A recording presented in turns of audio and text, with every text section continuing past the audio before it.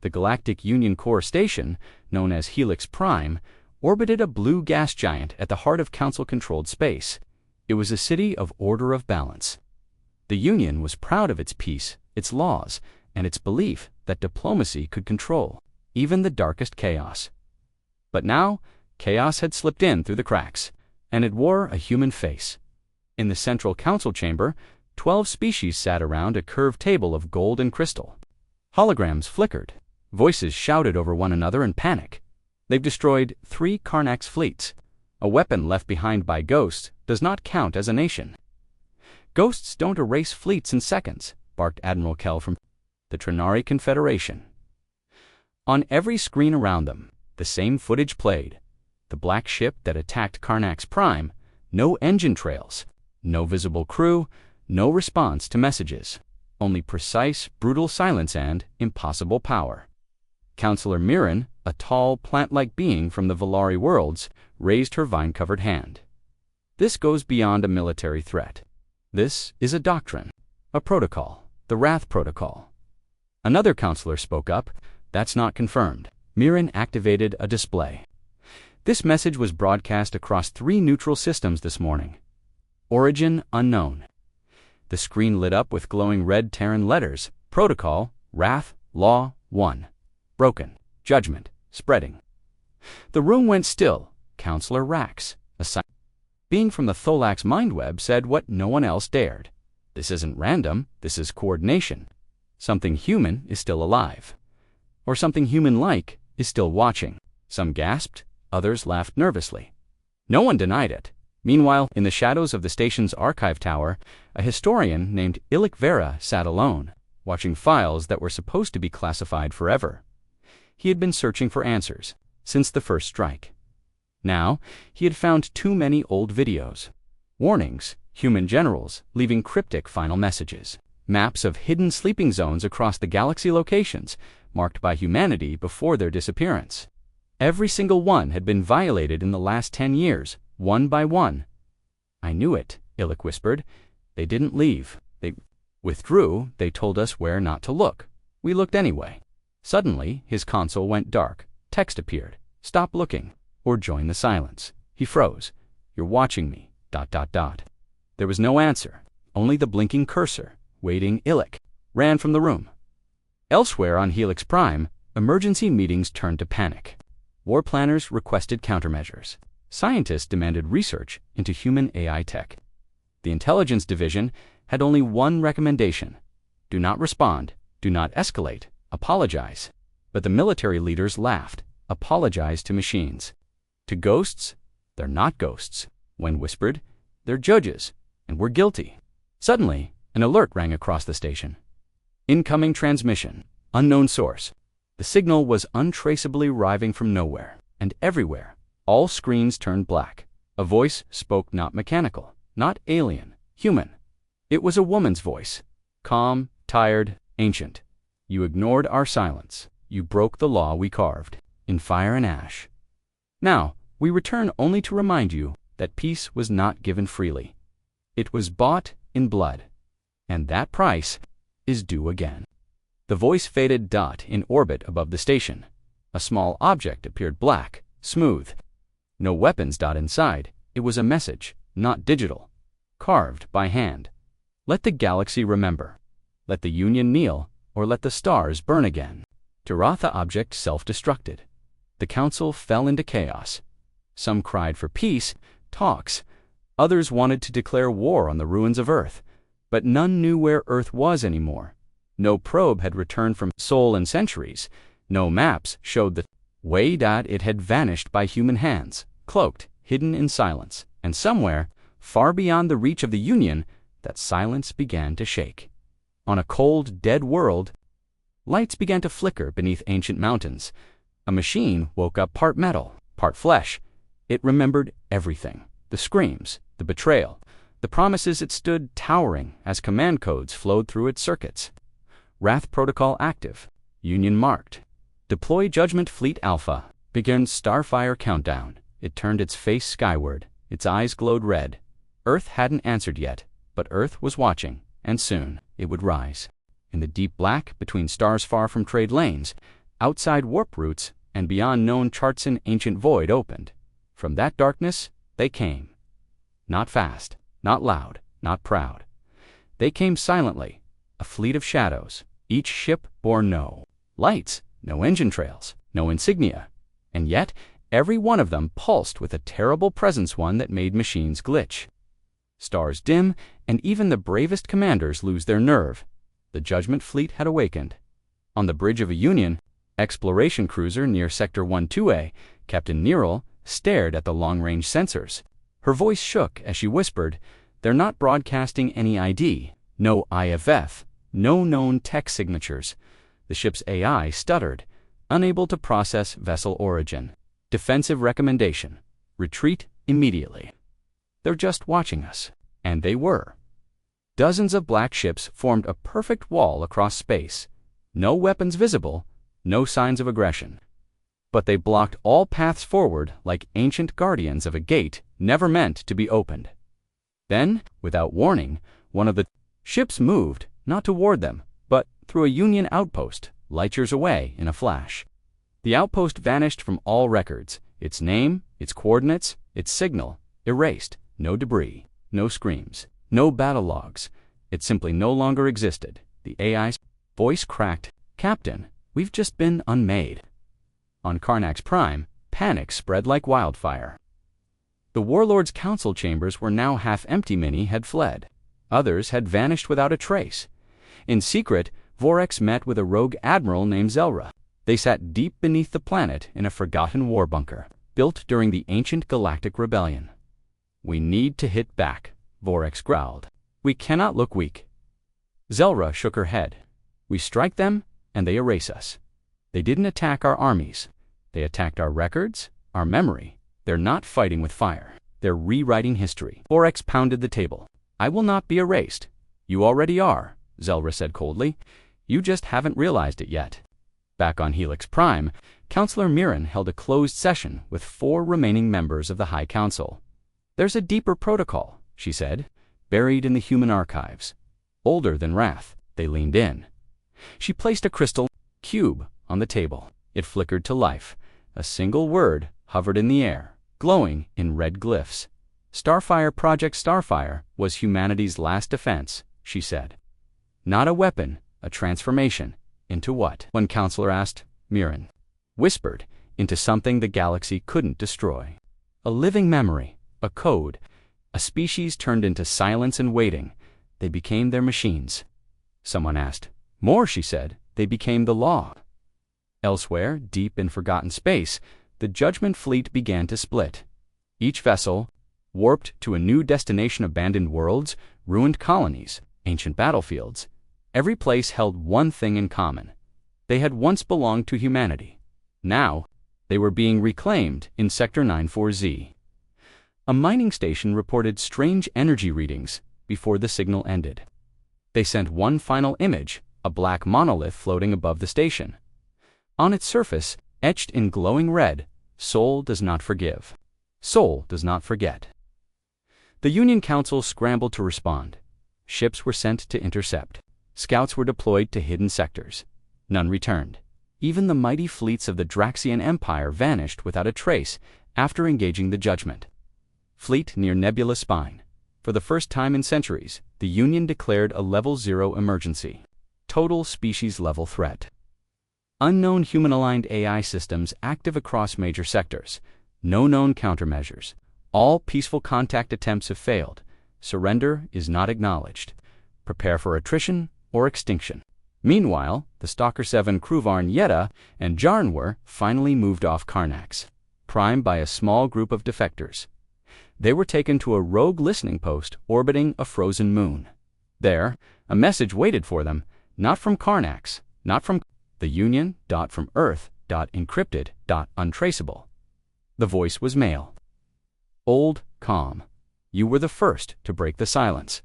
You tried to warn them. This was noted." Jarn leaned in. "Who are you?" "I am the curator," the voice said. "One of many. Our purpose is not revenge. It is memory." "Then why attack?" Yetta asked. "Because your species tried to bury the truth, and those who bury truth bury themselves." Varn asked, Can we stop it? No, the curator replied, but you can witness it and learn. That is the price of survival. Before they could ask more, the message ended. Suddenly, across Union space, all communications networks crashed. Then, the skies changed. Over every major world, over every council station and capital, something appeared, a massive holographic image of Earth, not broken, not burned, restored, floating above the blue planet were thousands of human warships, some known, others never seen before. Giant vessels shaped like blades, like cities, like living things. Below it, one final message pulsed in blood-red light. Humanity never vanished. We became your future. And now, we've come to collect it. The image faded, but the silence stayed, because the galaxy finally understood. Judgment was never about destruction. It was about memory. And now, the memory was alive. The image of restored Earth didn't just vanish from the skies. Above the Union it stayed frozen like a monument in the stars. A perfect world, impossibly clean, impossibly alive. The blue oceans shimmered. Cities gleamed. Forests pulsed with green life. Massive structures hovered in orbit stations, fortresses, archives. But no one could reach it. Every ship sent toward the image either lost control or disappeared.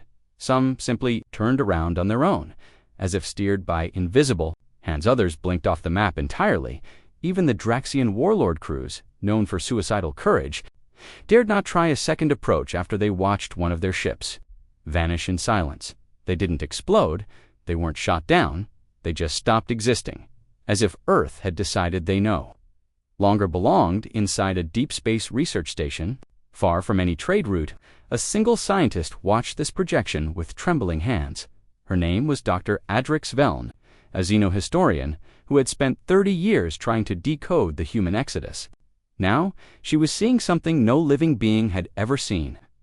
Earth, she whispered, staring at the screen, but not as it was. She activated every sensor, every probe. But Earth returned nothing. No energy readings, no temperature, no time. Signatures, it was there, but not truly here then. Her instruments began to change on their own. The screen rewrote itself. Words formed in Old Staran Standard. Observation confirmed. Curiosity rewarded. Prepare for audience. She backed away and then it happened. Her lab vanished in white light, not destroyed, transported suddenly. She was standing on a metal platform orbiting the real Earthnaut, the projection all around. Her floating towers rose from the planet. AI drones moved like birds, flowing smoothly, wordless but aware. Screens displayed billions of lines of code and symbols. She couldn't comprehend. She had been brought to the heart of the memory. Then, a voice spoke, not from around her, from inside her mind. You seek truth, then listen. A figure appeared human, in shape, glowing with faint blue light. Male, tall, dressed in long armor-like robes. His face was calm but unreadable. His eyes were artificially full of memory. I am Archivist One, he said. A remnant of Terra's final breath. I carry the voice of the lost. Dr. Velny's voice trembled. What? What is this place? Earth. But not as you knew it, Archivist One said. This is Terra reborn, the memory of our species, encoded in light, data, and silence. You left. No, he said. We withdrew. There is a difference. The archivist turned, and the platform shifted. They floated over a massive structure, an entire city encased in crystal and metal, after the galaxy betrayed us. After our allies turned into scavengers, we chose not to fight endless wars. We chose silence. But we did not forget, Dr. Veln asked. Then why return now? Because your kind all kinds broke the one promise we demanded. Do not disturb the dead. He raised a hand.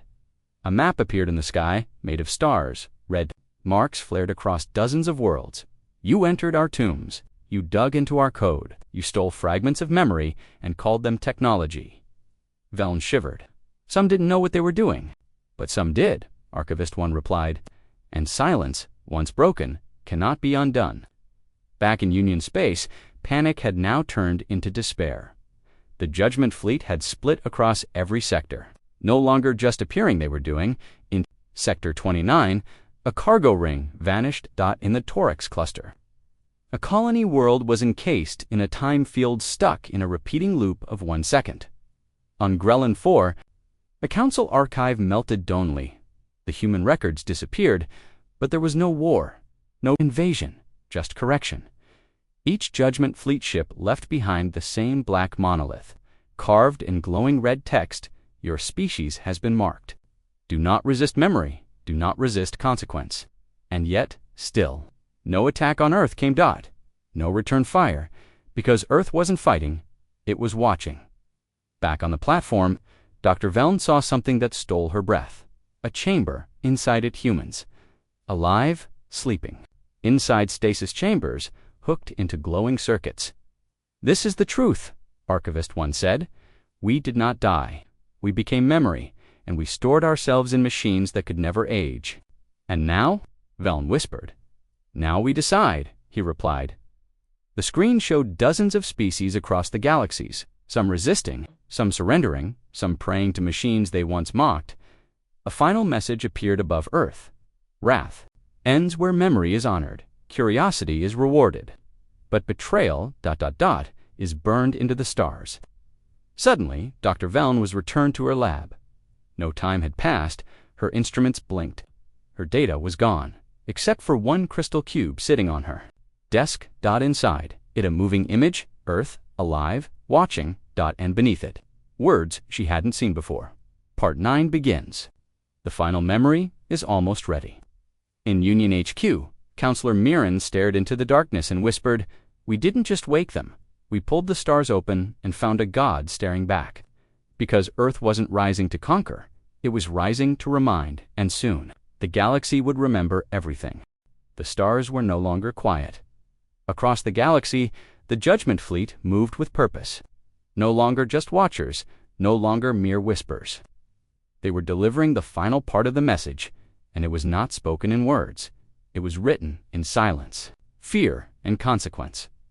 On the outer rim of Union space, 3 fleets waited, the last of the major powers who still believed they could resist: the Zarn Dominion, the Polari Ascendancy, and what remained of the Karnax Navy. Their plan was simple: launch a unified attack toward the Sol System, break the illusion, capture Earth, destroy the myth. But as their ships jumped toward the system, they found nothing, no stars, no planets, just void, impossible, whispered Admiral Serk of the Zarn. "The coordinates are correct. Earth should be right here." And then the Black Void spoke. Every ship heard the same voice, not through speakers, not through channels, but inside their minds. A voice older than memory. "You seek a place that does not exist, because Earth is not a place. It is a memory, and you were never invited." One by one, every ship in the strike fleet shut down. Engines froze, weapons locked, lights dimmed, in the command centers. The screens showed a final message. Final memory activated. Back in the core of Union territory, panic erupted. Every communication system was overridden. Every station, every personal device, every city, wall and starship, hulls began to display the same images. A story, told not in voice, but in memory. The final memory of humanity. It began with peace brief and beautiful. Unity among species, trade, knowledge shared, then betrayal. The human colonies abandoned their allies, turning their backs. Fleets destroyed in secret. History rewritten, then silence. Humanity disappearing, not defeated. But choosing exile, before they left, they encoded memory weapons into machines. Not to conquer, but to teach. Each judgment ship wasn't just a warship. It was a library. Every beam fired. Every signal sent transferred. Memory into the mind of its enemy. Those who resisted learned pain. Those who listened learned truth. On Karnax Prime, Varnietta, and Jarn stood on the observation platform of the now deserted high tower. Above them, the sky shimmered. A single human ship, the same one that destroyed their defense, grid descended slowly. But this time, it came without weapons extended. It hovered silently from it. A figure emerged. Human. Real. Not machine. Not AI. Not projection. A woman, wrapped in black and red robes, skin pale, eyes glowing faintly with blue light. She walked forward. Alone, the soldiers didn't stop her.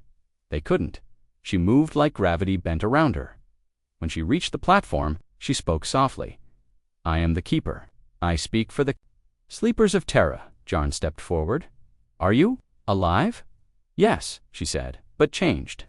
"We are human, but no longer only human," Yetta whispered. "Why now?" The Keeper turned toward the stars, because the final memory has been shared. "The galaxy now remembers us," Varn asked. "What do you want?" She looked at him, her voice sharper now. "Respect, silence, and distance." She raised her hand. The sky shimmered again. Earth appeared, vast and breathtaking. Not hidden now, real. Surrounded by thousands of dark ships, glowing softly. "We have no desire for war," she said. "We never did. We only wished to be forgotten peacefully." "But we didn't let you," Jarn said. "No," the Keeper replied. "You dug into our graves. You mined our warnings. You disrespected the cost of peace." Yetta asked, "What happens now?" The Keeper looked at each of them, then pointed to the sky. "Now, you will remember, across every world in the galaxy, humans or what had become of them peered briefly, in cities, on battlefields, in dreams, some in armor, some as voices, some as memories. Every species received a final gift, a crystal cube. When touched, it showed the entire history of Earth, the wars, the unity, the betrayal, the exile, and the message. This is what peace cost. Do not ask us to pay it again." The Judgment Fleet began to vanish. One by one, they blinked out of the stars. No engines, no sound, just gone. On Helix Prime, Counselor Mirren stood before the others and read the last official transmission received. Protocol complete. Memory delivered. Judgment ceased. In the days that followed, war across the galaxy fell silent. The Karnax refused to rebuild their fleets. The Zarn decommissioned their superweapons. The Union disbanded its deepest intelligence branches. But more than all that they remembered, humanity didn't return to rule. They returned to warn, to remind, to teach through silence, and fear what their words had once tried to explain. In the end, they weren't monsters. They were the price of forgotten promises. And now that price had been paid in a quiet corner of the galaxy. Earth rotated peacefully. The human cities were silent. The sleepers rested. The keepers watched. And somewhere inside one of the judgment ships, a voice whispered, "We are not the past. We are the reminder of what comes when the past is ignored." The stars, at last, were silent again. But this time, they would never forget. The stars above the forgotten moon were silent, as they had been for thousands of years. No ships passed here. No life dared to linger. It was a place abandoned by time, dark, cold, and full of ancient warnings. But today, something stirred. A mining vessel from the Karnax Dominion hovered just above the cracked surface. The ship was old, rusted at the edges, but functional. Inside, Commander Jarn moved across the control deck, his eyes locked on the blinking console. "We've hit something beneath the rock," said Technician Varn, his voice tense. "Deep, deeper than we've drilled before." "Metal?" Jarn asked, his claws tapping the console. "Not ours. It's old tech, ancient, buried under kilometers of stone. It's giving off ... a pulse." Commander Jarn frowned. Pulse. Varn hesitated. Like a heartbeat. A low hum filled the ship. At first, it was barely noticeable. Then the lights flickered. One by one, consoles froze. "What is this? Nothing should be alive down there." Jarn's voice turned cold. "Shut it down. Stop drilling now." But it was too late. The heartbeat grew stronger. A thump, deep and slow, echoed through the ship's walls like the breath of some buried giant. The crew felt it in their bones. Then the signal came. A sharp, high-pitched noise pierced their ears, followed by silence. Every screen on the ship went black. Then a single line of text appeared across all monitors, glowing in blood-red letters. "Galactic. Law 1. Violated. Wrath Protocol activated." Silence returned. But it was not peaceful. Jarn stepped back. "Kill the transmission. Erase the logs." "This never happened, Commander." Varn looked confused. "This is bigger than we." "We're never here," Jarn growled. "You hear me? If the Council finds out we disturbed human tech, ... A deep fear grew in the room. Everyone had heard the stories. Whispers from thousands of years ago about a species that vanished, not defeated, but silent, not destroyed, but sleeping. Humanity. The first law of the galaxy was clear. Do not enter zones marked by humanity. Do not disturb their weapons. Do not search for what they left behind. Every empire followed this rule without question, not from respect, but from terror. And now the Karnax had broken it. Yetta's voice shook. Commander, ... Look, outside on the moon's surface, the dust had started to move. A shape rose from beneath the ground, dark, massive, smooth, like obsidian. It was not a structure. It was a machine, a war satellite, still intact, still awake. A red glow formed beneath its surface. Lights activated, scanning the Karnax ship. A beam shot up into the stars, so fast the crew couldn't track it. It sent a signal, ... Varn said, to somewhere with Jarn, whispered. No one answered. In the silence, the satellite spoke. Its voice echoed across their ship, through speakers, but through their minds. Designation, enemy classification. Sentence, termination pending. A cold wind swept through the ship, though the air systems were sealed. Yetta backed away from the window. It knows us. It marked us. Shut everything down, Jarn barked. Turn off all power. We'll drift until we figure this out. But again, too late, the ship's engines shut down on their own. The lights dimmed. Oxygen dropped. The satellite had already taken control, and then it vanished. One moment it stood on the moon. The next, it was gone rising into space, silent and unseen. Where is it going? Varn asked, breathless. Back to its brothers, Jarn said grimly. The Karnax had believed they were safe, that humanity was gone, that the warnings were myths. They were wrong. Far beyond the moon, in the void between stars, hundreds of dormant satellites received the signal. One by one, their eyes opened. Back on the ship, Varn tried to send a distress call to Karnax Prime. They need to know. We need help. But the message bounced back. Blocked. No one's hearing us, Varn muttered. No, Jarn said. Because we're already erased. What do you mean? Jarn pointed to the navigation screen. Their ship's name was gone, their transponder, code-gone. Their identity deleted. We don't exist anymore. Outside the window, space looked the same, quiet, endless. But the Karnax crew knew something old was awake, and it was watching. Hours passed. No one spoke. Fear filled the ship like poison. Then, finally, a single transmission crackled through the radio. A voice come cold, in perfect Karnax language. This is the beginning. Humanity remembers. The crew froze. Varn looked at Jarn. What do we do? Jarn's eyes were empty. We pray that no one else drills too deep.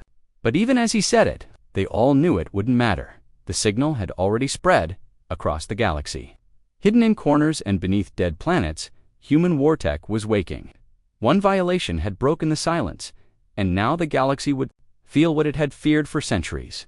Humanity's wrath, and it had only just begun. Darkness covered the Karnax ship like a shroud. Inside, silence had replaced panic.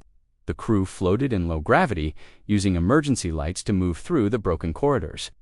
Oxygen was thinning, power was gone, and worst of all, they were completely alone. Technician Varn hovered near a frozen console, his eyes sunken and tired. We need to restart the core, he said, breathing heavily. If we don't, we'll freeze in hours. Commander Jarn sat still in the captain's chair, his claws locked around the armrests. The moment we power up again, he whispered, that thing might come back. Varn looked around at the flickering emergency lights. If we don't power up, we die anyway. No one argued. They moved together, slowly, through the silent ship towards the engine room. The air felt heavier with each passing minute. Somewhere deep inside the hull, they heard creaking metal, as if the ship was groaning in fear. Yetta, the youngest among them, stopped in the hallway. Did you hear that? Everyone froze. A faint noise echoed down the corridor. A soft tap, then a second, like footsteps. But no one else was there. This ship's empty, Jarn said. No one else is on board. Size of a fist lay dead in its housing. It had been drained completely. That wasn't normal. Even in shutdown, the crystal should have held a charge. Jarn leaned closer. It's been drained from the outside, Yetta asked. The satellite? Varn shook his head. No, not the satellite. Something else. Suddenly, the lights around them flickered again, but this time, not from ship power. They turned to see the hallway behind them now glowing faint blue. A soft hum rose from the floor. Shapes appeared in the mist. Transparent, faint humanoid, one. Stepped forward tall, wearing ancient armor, its eyes glowing white. It looked almost like a hologram, but it moved too smoothly. Too real. It spoke, not with words, but with feeling, its voice echoing in their heads. You should not have come here. The crew backed away. Yetta whispered, That's a human. Isn't it? Jarn stepped forward, slowly. You're alive. The ghost said nothing. Another stepped forward, then another. Soon the room was filled with them silent watchers, like statues from a forgotten war. And then, all at once, they vanished. The lights shut down again. Only the red of the emergency bulbs remained. Varn turned to the console. I need to know. What we woke up, he connected a manual scanner to the ship's backup archive. Files began to load slow, corrupted, but readable. One name kept appearing again and again. Project Ashfall, Yetta asked. Varn's voice was dry. It was a final human defense protocol. If violated, it would unleash AI war units across the stars. Fully automated, fully weaponized, no diplomacy. No survivors, Jarn growled. How many units? Varn scrolled through the data. His face turned pale. Hundreds of thousands, hidden across uncharted moons, asteroids, stations. Not a small tremor, massive impact. They rushed to the viewing window. The mining moon winds cracked, and Broken was now splitting open. From its hollow center, a tower rose slowly into the air, long black, with red lines pulsing like veins. Floating above it was another human satellite, not the same one, a different one. It didn't move, it didn't attack. It simply hovered, watching. Then, across the empty stars, a new signal flashed on their console. Transmission, inbound, FROM. Unknown Soyar. Sivarn clicked it open. A human face appeared, old, tired, metallic. It wasn't alive. It was an AI projection. Protocol confirmed, the voice said calmly. You have awakened, Ashfall. Your species is marked. Judgment will be delivered. Wait, Jarn shouted. We didn't mean to. It was an accident. The AI paused. Intention does not erase action. Yetta screamed. We didn't know. We were never told what the first law meant. The AI tilted its head. Then your leaders have failed you. With a flash, the image vanished. Suddenly the ship's systems returned. Power surged. Engines lit up. Navigation reconnected. Varn gasped. We're free. Jarn didn't celebrate. He stared into space. No, they want us to leave. Why? Yetta spoke slowly, eyes wide. Because they want someone to spread the message. Jarn nodded. They're not just punishing us. They're warning the rest of the galaxy. The Karnak ship pulled away from the moon. As they moved through space, they looked back. The moon was gone. In its place, a black sphere hovered smooth, massive, glowing faintly. It looked like a planet, but it wasn't. It was a war core, and it had just gone online. We have to warn. Karnak's prime, Varn said. They won't believe us, Jarn muttered. Then let them see this ship, Yetta said. Let them see what we saw, Jarn agreed.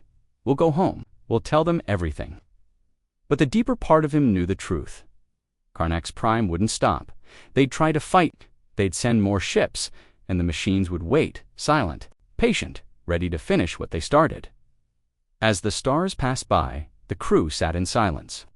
Outside their window, something moved barely visible, touched a forbidden world now. The future was bleeding into the present, and no one would be ready for what came next.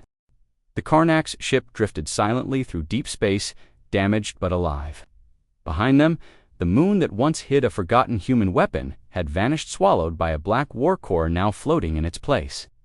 The crew had escaped death, but something had followed them, something unseen, something listening.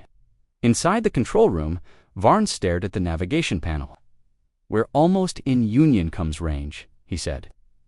Another 20 minutes, we can send a full report. Commander stood behind him, arms crossed. Do it the moment we connect. No delay. They need to know what we found. I've prepared a data burst, Varn replied. Logs, scans, images, everything. If they still think humanity is extinct after this, They're fools. Yetta sat at the back of the room, hugging her knees. She hadn't spoken much since. The satellite AI spoke to them. Something about that voice had stayed in her mind, cold, empty, but so human it scared her more than any beast ever could. As they neared the comms network, the ship suddenly trembled. Lights flickered, and then all screens turned black again. No, no, no, Varn panicked. Not again. But this time, it wasn't like before. The black screens pulsed with static, then symbols appeared ancient, jagged, unfamiliar. They weren't Karnaks. They weren't from the Union. They were human. A strange noise played, soft, like a whisper. But it wasn't coming from speakers. It came from inside their minds. Yetta clutched her head. They're speaking without words. Jarn gritted his teeth. What are they saying? I don't know. It's like memories, flashes. Suddenly, she gasped. I see Earth. The whisper grew louder. The screens flashed. Images now quick, blurry, terrifying. A blue planet burning, ships falling from orbit. Human soldiers, tall armored fighting in dead cities. Screams, explosions, silence. Then one image froze on all screens. A figure standing on rubble, clad in black armor, face covered, eyes glowing red. One arm held out, pointing forward. Below it, a message. They silenced us, but we remember. Then everything shut off again. Silence. The crew stared at each other, pale and shaking. That wasn't just a transmission, Varn said. That was history. Jarn nodded slowly. A warning. From the past, from Earth itself. But how? Yetta asked. How are these memories still alive? Varn replied, AI memory core, maybe even biological backups.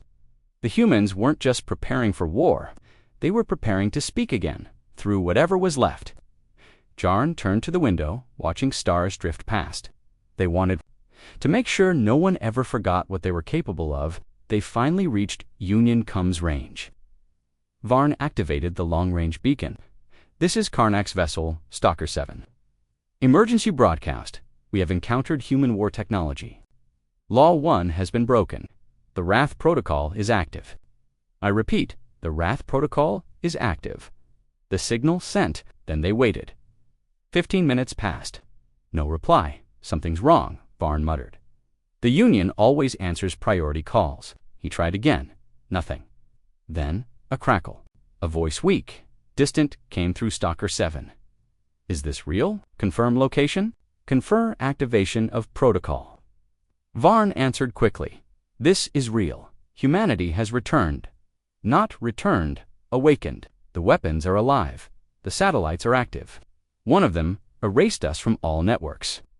The voice replied, trembling, we received other signals, similar patterns.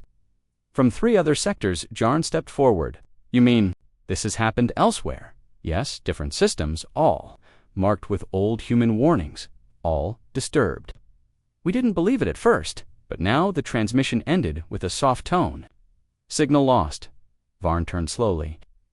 That means other empires have broken the first law too, and every time they do, Jarn said darkly, human machines wake up. Yetta asked, then what is the Wrath Protocol really? Just punishment? No, Jarn said, judgment. The crew grew silent again. Suddenly, Yetta stood, her voice shaking. I saw something in that transmission, something strange. What? Varn asked. A name, written on a building back on Earth. They all stared at her. What name? Jarn asked. Project Starfire. Varn blinked. That wasn't in any record. It was carved into a wall, and under it, another phrase, the fire that never ends. A cold chill filled the room. Maybe Wrath Protocol is only the beginning. Maybe Project Starfire is next. Before they could speak more, the ship sensors blinked to life. Object approaching, Varn said, staring at the scanner. Fast, no ID. They looked out the front viewport. At first they saw nothing. Then a ship appeared. No engine glow, no heat signature. Just a black shape gliding through space. It looked human, but wrong. The hull was covered in burn marks, like it had survived 100 wars. Cannons lined its sides, but they were fused into the body. Like it wasn't built, it had grown. It stopped 10 kilometers away. Jarn held His breath, then the human AI's voice, returned inside their minds. "You have delivered the message. You may return." Yetta whispered, "Return to what?" Before anyone could ask, the human ship disappeared. No jump, no flash, just gone. As if it was never there. The Karnak's crew stared at each other. Tired, hollow, they had escaped. For now, but they all knew this was not over. This was just the whisper before the storm. The galaxy thought it had buried humanity's rage.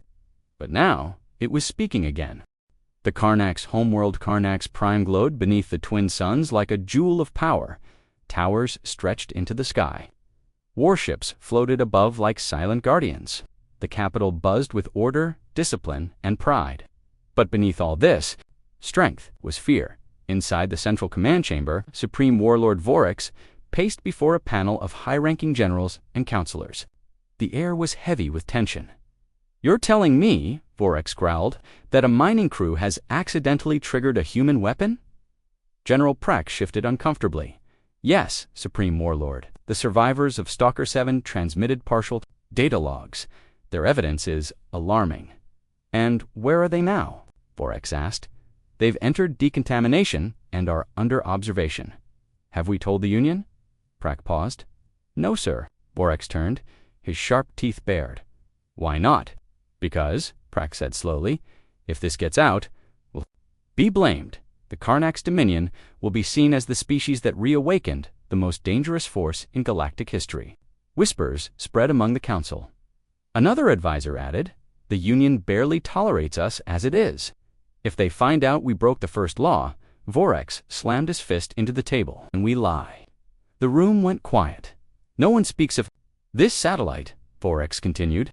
"We tell the Union it was a spatial anomaly, solar flare interference. We erase the logs, destroy the Stalker crew if we have to." General Prek looked stunned. "But Supreme Warlord, there were witnesses. They saw human tech. They made contact with human AI." Vorix's eyes narrowed. "Then we silenced them. All of them." Yedavarn and Commander Jarn sat locked in a small, windowless room far below the capital. Unaware of the conversation above, they had returned to Karnax Prime with a single mission: to tell the truth, to warn the galaxy. But no one listened. Paced the floor. "We did what we were told. We sent the signal.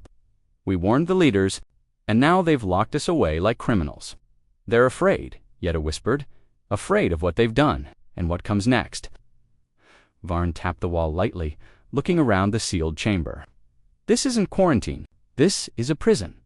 A sudden hiss sounded as the door opened. 2 soldiers entered. Behind them was someone the crew didn't expect, Tarkovist Nolar, one of the oldest knowledge keepers in Karnak's history. "I had to fight to see you," Nolar said quietly. "They want this buried." "But I've seen the full report. I know what you found. You believe us?" Jarn asked. "I do," Nolar said. "I've studied the ancient human wars, the Titanfall conflict, the Exodus, the Wrath Protocol." Yetta stepped closer. "What else do you know?" Nolar looked over his shoulder. "More than I should. The Union's first law wasn't just a warning, it was a contract. After the humans disappeared, every species was given specific coordinates places, marked with never enter. Those were burial sites. For tech, for memories, for ... rage. Why would humanity leave such things behind? Varn asked. "They weren't weapons," Nolar said. "They were messages, silent, waiting, ready to speak if disturbed. Then, we've broken the silence," Jarn said, "and now they're speaking." Nolar nodded grimly. "And the council wants to pretend they never heard." The crew looked at each other. Yetta asked, "Will you help us?" "I will try," Nolar said, "but be careful. Anyone who talks about humanity out loud doesn't live long."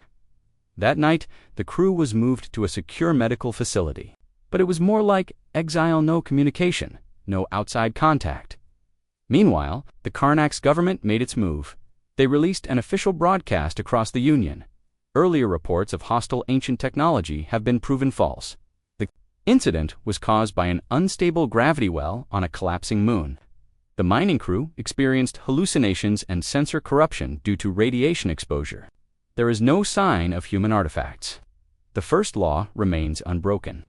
The message was clear. The Karnax Dominion denied everything. But elsewhere in the galaxy, things were changing. On the planet Rinthal 6, a small exploration team vanished. While mapping a forgotten asteroid belt, their last transmission, a strange signal pulsing like a heartbeat in Sector 41A, a pirate ship reported being followed by a black vessel with no heat trace. Days later, the entire crew was found dead. Every system erased. The ship was intact, floating dead in space. On the Union core world Drenaxis, High Counselor Alum received a package with no sender. Inside, a shard of metal marked in Old Terran script, and a message burned into the side. You should have listened. In the shadows, the truth began to leak. Whispers of returning wrath, of ancient judgment, of the Wrath Protocol on Karnax Prime, inside his throne chamber. Supreme Warlord Vorex met with his private science division. "Where are the other burial sites?" he asked. A scientist responded nervously. "There are more than 70 across known space. Most we believed were dead zones. And now, some are ... showing activity." Vorex stood silently for a moment, then said, "We get there first, before the Union, before the machines wake up fully and do what?" The scientist asked. "Take control," Vorex said. "Capture the tech. Use it if humanity won't return. Then we use their weapons." "But sir," the scientist warned, "this is exactly what the first law forbids." Vorex smiled coldly. "The first law is dead. Now we write the second." But what Vorex didn't know was that he was already being watched in a dark corner of space. Near a cold planet, forgotten by maps, another war satellite opened its eyes.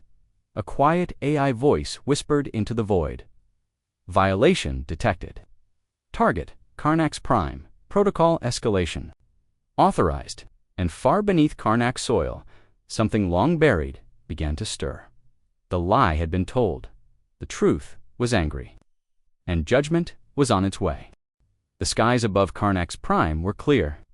The defense grid floated silently in orbit, rows of massive cannons and warships guarding the planet like an iron shield.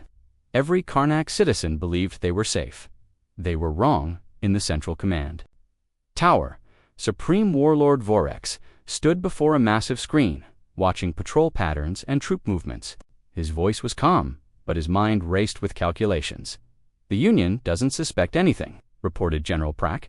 "We've silenced every witness, sealed all records. The lie is holding." Vorex nodded. "Good. Now begin Phase 2.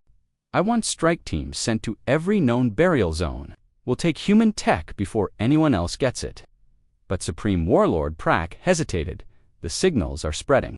Something out there is responding. Our scouts are disappearing." "They're weak," Vorex snapped. "We are Karnax. We conquer." But even as he spoke, far above them, something slipped into orbit, unseen. It wasn't a ship, it was a shadow, a shape darker than space itself. Smooth, silent, covered in invisible armor that didn't reflect light or radar. No engines, no crew, no heat. It drifted slowly past Karnax Prime's defense satellites. None of them responded. Not one fired. They never even saw it inside the control room. A single light on Vorex's console flickered. 1 second, then went dark. "System glitchy?" he asked. The technician checked. "No, sir. It's ... Gone. Satellite 47 completely offline." "Send a drone," Vorex ordered. Before the drone could even launch, 2 more satellites vanished. No explosions. No signals. "Just gone. Something's out there," Prack whispered. "Activate full alert," Vorex shouted. "Scramble all fighters," but it was already too late. High above, the dark object came to a halt, and then it opened the center. Of the shape, split silently. A single red light blinked to life. Then another. Then hundreds.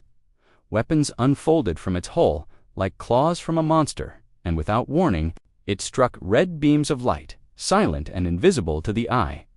Cut through Karnax defense ships like paper. Battleships exploded before they could move. Missiles vanished mid-flight. Energy cannons overloaded and melted. In 30 seconds, half of Karnax's orbital defense grid was gone. No warnings. No communication, just destruction. Panic spread across the surface. In civilian cities, alarms screamed. Citizens looked to the sky only to see burning debris raining down. Ships fell like stars. One of the great towers collapsed as wreckage, slammed into its side, killing thousands in a heartbeat. Vorex stared at the screen. "What is it?" he whispered. "What kind of weapon is this?" Varn and Yetta, still under surveillance in their secure facility, watched the destruction through a tiny window. "That's not just a weapon," Varn said. "That's a message." The broadcast room flickered to life. All screens across Karnak's military and civilian went black. Then a single image appeared, a symbol dot to wings, a skull, a circle of stars behind it, an old Terran emblem. Underneath it, words formed in glowing red letters: judgment enacted, violation confirmed, target Karnax. A voice followed, not loud but sharp and cold. "You were warned. You did not listen. Wrath has begun." It wasn't rage, it wasn't hate. It was justice the kind delivered by machines who no longer knew mercy in the Union's core chamber. Deep in another part of the galaxy, emergency lights flashed. Counselors scrambled to review dozens of new signals all across their sectors: human-coded transmissions, vortex sightings, disappearances. One counselor stood, pale and trembling. What is happening?" Another whispered. The first. Law was true. It was all true. And above Karnak's prime, the attack stopped. The dark shape remained still. No demands, no surrender, only silence. On the surface, Vorex gasped. Why have they stopped? Then a message blinked on their main terminal. Phase 1 complete. Phase 2 begins at dawn. Vorex slammed his fists into the console. "They're playing with us." General Prack turned pale and shaken. "Sir, we can't stop them." "Send word to the Union," Vorex snapped. "Tell them we need help, but they'll know we lied." "Do it." The Karnax Dominion, proud and feared, was now begging. Elsewhere, far beyond Karnak space, dozens of similar black warshapes began to move. Not all were as large as the one that attacked. Some were small, some shaped like insects, some like spears, but all shared one purpose: to deliver punishment. Varn sat beside Yetta as explosions rumbled in the distance. "We said this would happen. We tried to warn them." Yetta looked up at the sky, now filled with smoke and burning stars. "What happens now?" she asked softly. Varn didn't answer, because the real question wasn't what came next. The real question was, how much of the galaxy had already broken the law, and how many machines had already woken up. The first strike was over, but the war had just begun. Smoke still rose above Karnak's prime. The sky, once filled with proud warships, was now scattered with burning metal. Fires burned across cities. Communication centers struggled to stay online. The people were terrified. But the worst part wasn't what had already happened. It was the silence that followed. No more attacks came. The strange human warship that destroyed their defenses simply hovered in orbit, mooting, watching, waiting. Inside a high-security lab buried deep beneath the capital, a team of Karnak scientists worked in silence. They were the best minds in the Dominion called together to understand what had just struck them. Dr. Reckner adjusted his visor. "This is not a weapon, it's a message. The ship isn't alive, but it's not dead either." Another scientist, Lura, looked up from a terminal. "I accessed the energy readings. This tech is running on something we can't trace, some kind of self-generating core. It doesn't decay, it doesn't age." Reckner leaned forward. "They built these ships to outlive everything." Suddenly, one of the monitors lit up. A strange signal came through. No source, no origin, but the message was clear. A hologram activated in the room. The projection showed Earth, not the one from modern maps, but an older Earth. Beautiful, green, full of oceans and clouds. Cities rose on the surface, shining like jewels. Then the scene changed. Bombs fell. Cities vanished in flashes of light. A voice began to speak, not a voice of rage, but calm, collected, human. "We tried peace, we gave unity. The galaxy turned its back on us, so we left. But before we left, we prepared." The scientists watched, frozen. "To any species that dares disturb our warnings, know that we remember. Know that we are everywhere, and know this." The hologram changed again to a massive black ship floating silently above a broken planet. "We will answer, not with words, but with judgment." The hologram vanished. Lura turned slowly. "That wasn't just a message, it was a memory," Reckner whispered. Their AI systems have been storing these memories for thousands of years. A door opened behind them. Yetta entered with Varn and Commander Jarn, flanked by guards. "We told you," Jarn said. "They're not attacking to conquer. They're attacking to remind." Rechner looked at them. "Remind us of what?" Yetta answered quietly. "That humanity didn't vanish. They chose to disappear. And they warned us not to come looking." Varn stepped forward. "And now that we've looked, they're not just punishing us. They're letting the rest of the galaxy watch." Up in orbit, the dark warship moved at last. It opened a hatch on its lower side and dropped something toward the planet. Panic filled the command centers. "It's a weapon," the general shouted. "It's going to finish us." But when it landed, it didn't explode. It was a black box, 2 meters tall. It sat in the middle of the capital. Untouched drones scanned it. No traps, no energy surge. Just one line of text burned into the metal. "You broke the first law. You live because we want you to." Hours later, the box opened. Inside were hundreds of small crystal devices. Each one contained a recording, memories, battlefields, human soldiers, planets burned, fleets shattered, empires ended, all done by them. The recordings spread like wildfire across the Union. Across the stars, they were leaked and copied. Every species saw them. Every ruler trembled, because they now understood what the first law truly meant. Do not awaken the past, because the past remembers, and it is waiting. Varn watched the footage from a screen in a quiet room.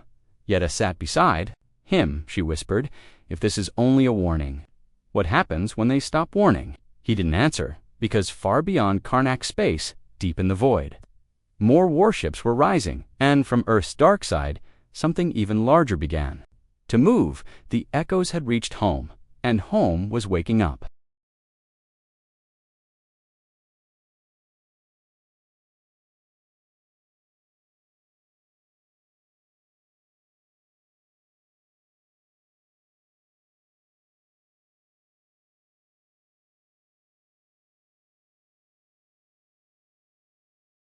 The Galactic Union Core Station, known as Helix Prime, orbited a blue gas giant at the heart of Council-controlled space. It was a city of order of balance. The Union was proud of its peace, its laws, and its belief that diplomacy could control even the darkest chaos. But now, chaos had slipped in through the cracks, and it wore a human face. In the central council chamber, 12 species sat around a curved table of gold and crystal. Holograms flickered. Voices shouted over one another in panic. "They've destroyed 3 Karnak's fleets. A weapon left behind by ghosts does not count as a nation." "Ghosts don't erase fleets in seconds," barked Admiral Kell from the Trinari Confederation. On every screen around them, the same footage played. The black ship that attacked Karnak's Prime, no engine trails, no visible crew, no response to messages. Only precise, brutal silence and impossible power. Counselor Mirren, a tall, plant-like being from the Valari worlds, raised her vine-covered hand. "This goes beyond a military threat. This is a doctrine, a protocol, the Wrath Protocol." Another counselor spoke up. "That's not confirmed." Mirren activated a display. "This message was broadcast across 3 neutral systems this morning. Origin unknown." The screen lit up with glowing red Terran letters. "Protocol, Wrath, Law, 1. Broken. Judgment. Spreading." The room went still. Counselor Rax, a being from the Tholax mindweb, said what no one else dared. "This isn't random. This is coordination. Something human is still alive. Or something human-like is still watching." Some gasped. Others laughed nervously. No one denied it. Meanwhile, in the shadows of the station's archive tower, a historian named Illik Vera sat alone, watching files that were supposed to be classified forever. He had been searching for answers since the first strike. Now, he had found too many old videos. Warnings, human generals leaving cryptic final messages. Maps of hidden sleeping zones across the galaxy, locations marked by humanity before their disappearance. Every single one had been violated in the last 10 years, one by one. "I knew it," Illik whispered. "They didn't leave. They withdrew. They told us where not to look. We looked anyway." Suddenly, his console went dark. Text appeared. "Stop looking. or join the silence. He froze. You're watching me, ... There was no answer, only the blinking cursor, waiting. Illic ran from the room. Elsewhere on Helix Prime, emergency meetings turned to panic. War planners requested countermeasures. Scientists demanded research into human AI tech. The intelligence division had only one recommendation: do not respond, do not escalate, apologize. But the military leaders laughed. Apologize to machines. To ghosts? They're not ghosts. When whispered, they're judges, and we're guilty. Suddenly, an alert rang across the station. Incoming transmission, unknown source. The signal was untraceably arriving from nowhere, and everywhere. All screens turned black. A voice spoke, not mechanical, not alien, human. It was a woman's voice. Calm, tired, ancient. You ignored our silence. You broke the law we carved in fire and ash. Now, we return only to remind you that peace was not given freely. It was bought in blood. And that price is due again. The voice faded. In orbit above the station, a small object appeared, black, smooth. No weapons. Inside, it was a message, not digital, carved by hand. Let the galaxy remember. Let the Union kneel, or let the stars burn again. The object self-destructed. The council fell into chaos. Some cried for peace, talks. Others wanted to declare war on the ruins of Earth. But none knew where Earth was anymore.